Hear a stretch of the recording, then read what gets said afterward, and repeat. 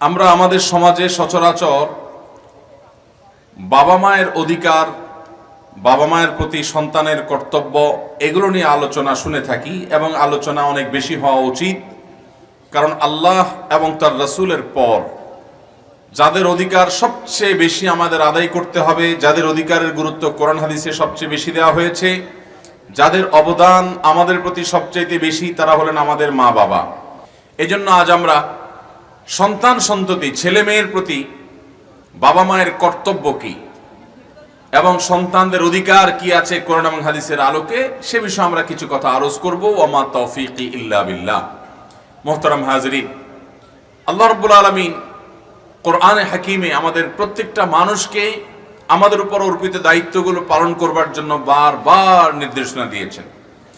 এর মধ্যে আমাদের সবচেয়ে কাছের, আমাদের রক্ত সম্পর্কীয় আত্মীয়, আমাদের ব্লাড সম্পর্কীয় আত্মীয়ের মধ্যে আবার সবচেয়ে নিকটতম মানুষ হলেন মা বাবা এবং সন্তান সন্ততি। তাদের চাইতে আর কাছের কেউ হতে পারে না। এই মা বাবা, তাদের প্রতি যেরকম আমাদের কর্তব্য আছে, আবার সন্তানদের প্রতি আমাদের কি আছে? কর্তব্য আছে।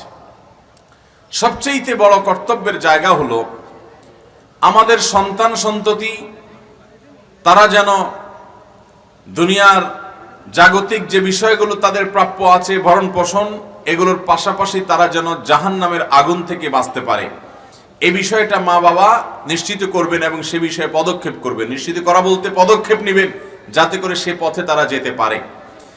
এজন্য একজন আদর্শ মা, একজন আদর্শ বাবা, তার ভবিষ্যৎ বংশধর যেন নেককার হয়, তারা যেন ভালো মানুষ হয়, সে আশায় জীবনসঙ্গী হিসাবে যাকে নির্বাচন করবেন তার মধ্যে অন্য কোনো গুণ থাকুক বা না থাকুক, তিনি যেন দিনদার হন, আল্লাহভীরু হন, কোরআন এবং হাদিসের অনুসারী হন, এই বিষয়টা কিন্তু তার সবচাইতে বেশি গুরুত্বের সাথে দেখতে হবে।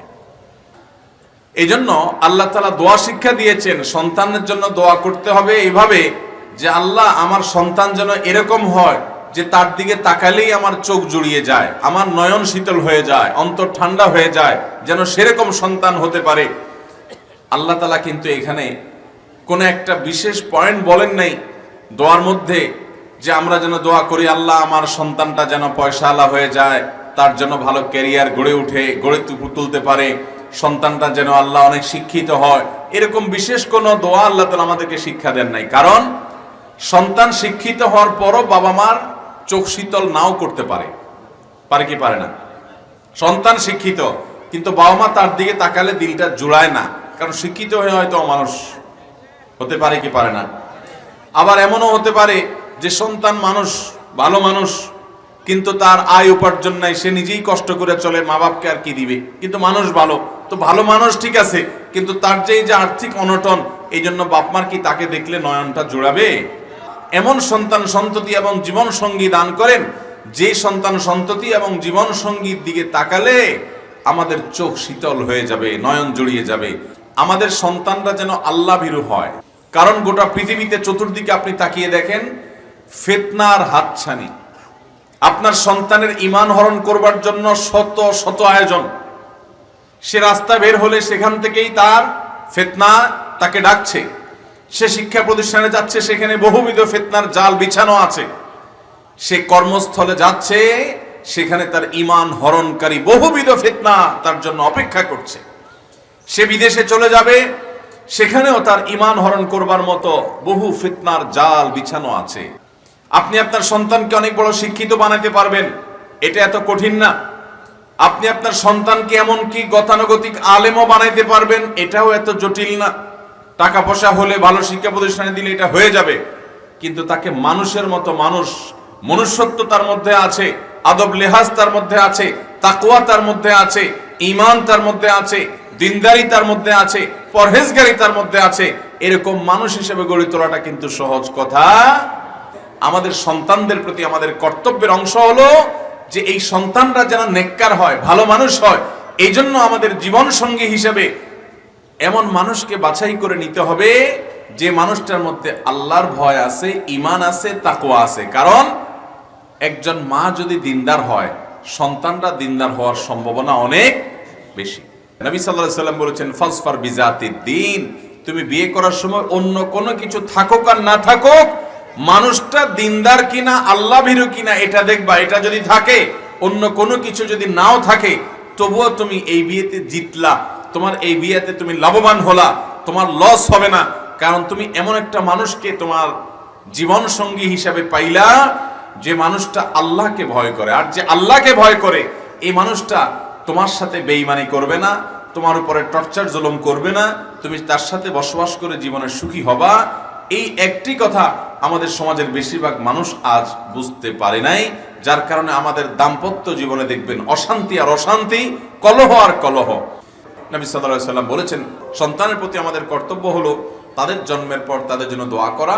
কিছু মানুষের দোয়া আল্লাহ তাআলা ফিরিয়ে দেন না, এর মধ্যে একটা হলো মা বাবার দোয়া সন্তানের জন্য। এটা আল্লাহ তাআলা সাধারণত ফিরিয়ে দেন না। দোয়াটা যদি করার মতো করা যায়, চোখের পানি ফেলা যায়, এই দোয়া সাধারণত আল্লাহ তাআলা বিফলে যেতে দেন না। বিধায় সন্তানদের অধিকার, তাদের পাওনা, তাদের প্রতি আমাদের কর্তব্য, করণীয় হলো যে আমাদের সন্তানদের জন্য আমরা আল্লাহর কাছে দিল খুলে দোয়া করব, আল্লাহ আমার সন্তানদেরকে মানুষ বানিয়ে দেন। আজকাল বাপ মা দোয়া করে আমার ছেলে যেন 1 নম্বর হয়, আমার ছেলে যেন ভালো কলেজে চান্স পায়, স্কুলে চান্স পায়, মাদ্রাসা চান্স পায়, মা বিদেশ যাইতে পারে, টাকা পয়সা কামাই করতে পারে, ব্যবসার উন্নতি হয়, এগুলোর জন্য দোয়া করেন, দোষণীয় না। কিন্তু মনে রাখবেন, এর চাইতে বেশি আপনাকে দোয়া করতে হবে সন্তানটা যেন মানুষ হয়। কারণ ও যদি মানুষ না হয়, ওর টাকা আপনার লাভ হবে না, ওর বড় চেয়ার সে পাবে, আপনার লাভ হবে না। ও যদি মানুষ হয়, গরিব মানুষও যদি হয়, তারপরও তার সে মনুষ্যত্ব দ্বারা আপনি লাভবান হবেন ইনশাআল্লাহ। অতএব সন্তানদের প্রতি আমাদের দোয়া করার যে কর্তব্য আছে, এটা আমরা আদায় করবো তো ইনশাআল্লাহ। এই জন্য যারা মা বাবা আছেন, যারা ভবিষ্যতে মা বাবা হবেন, সন্তানদের নাম ধরে ধরে, চোখের পানি ফেলে ফেলে, আওয়াজ করে করে, কেঁদে কেঁদে, প্রয়োজনে তাদেরকে শুনিয়ে শুনে তাদের জন্য দোয়া করবো তো ইনশাআল্লাহ। আলহামদুলিল্লাহ, আগের চাইতে আরামের উপকরণ, আরামের মাধ্যমগুলো হচ্ছে, এসি হচ্ছে, বিল্ডিং দালান কোঠা হচ্ছে, গাড়ি বাড়ি হচ্ছে, কিন্তু আসল জিনিসটা হারিয়ে যাচ্ছে। সেটা হলো মনুষ্যত্ব, মানবতা, ভালো মানুষ হওয়া। এই জিনিসটা আমাদের সমাজ থেকে হারিয়ে যাচ্ছে। আমরা যারা 40+ বয়স, আপনারা মনে করেন তো আপনার বাবার সাথে কথা বলার সময় আপনি যে শ্রদ্ধা বজায় রাখেন, আপনার মায়ের সাথে কথা বলার সময় আপনি যে শ্রদ্ধা রেখে কথা বলেন, আপনার সন্তানটা আপনার সাথে কি সেই শ্রদ্ধা রেখে কথা বলে কিনা একটু চিন্তা করে দেখেন। আপনার ঘর জীবন্ত জান্নাত হবে, জানেন? আপনার ঘরটা জীবন্ত জান্নাত হবে যখন দেখবেন আপনার ছেলেটা হাত তুলে আল্লাহর কাছে আপনার নাম ধরে দোয়া করছে, আল্লাহ আমার বাবাকে তুমি নেক হায়াত দাও, আল্লাহ আমার মাকে তুমি সুস্থ রাখো, আল্লাহ আমার মা এবং বাবার ছায়াকে দীর্ঘদিন আমার সামনে রাখো। সন্তান যদি এরকম দোয়া করে, আপনি যদি সে দোয়া শুনতে পান। এখন বাবা মাদেরকে দেখবেন সন্তানদেরকে খাওয়ায়া পড়ায়া শুধুমাত্র ফার্মের মুরগির মতো তুলতুলা করে, বাস, আর কোনো কাম নাই। বেশিরভাগ সন্তানদের অবস্থা বড় করুন। ছেলে মেয়েদের চেহারার দিকে তাকালে বোঝা যায় যে এরা বাবা মার চক্ষু শীতলকারী সন্তান হতে পারে নাই, বাবা মার বোঝা হয়ে গেছে রীতিমতো। দোষ কিন্তু বাবা মারই, তারা সঠিকভাবে লালন পালন করতে পারে নাই। অতএব সন্তান কিছু চাইলেই দিয়ে দিবেন না, তার জন্য উপকার কিনা সেটা দেখবেন, বিবেচনা করবেন, নিয়ন্ত্রণ করতে শিখাবেন। আমরা সবাই চাই আমার ছেলে মেয়ে থাকুক দুধে ভাতে। আপনার ছেলে মেয়ে দুধে ভাতে থাকুক, এটা আপনি চান, অসুবিধা নাই। কিন্তু সন্তান দুধে ভাতে থাকুক আর না থাকুক, কমপক্ষে আপনার চাওয়া হওয়া উচিত আমার সন্তান যেন থাকে নামাজে কালামে। সবাই আমাদের সন্তানদেরকে মানুষ করবো তো ইনশাআল্লাহ। আল্লাহ আমাদের সবাইকে সেই তৌফিক দান করুন।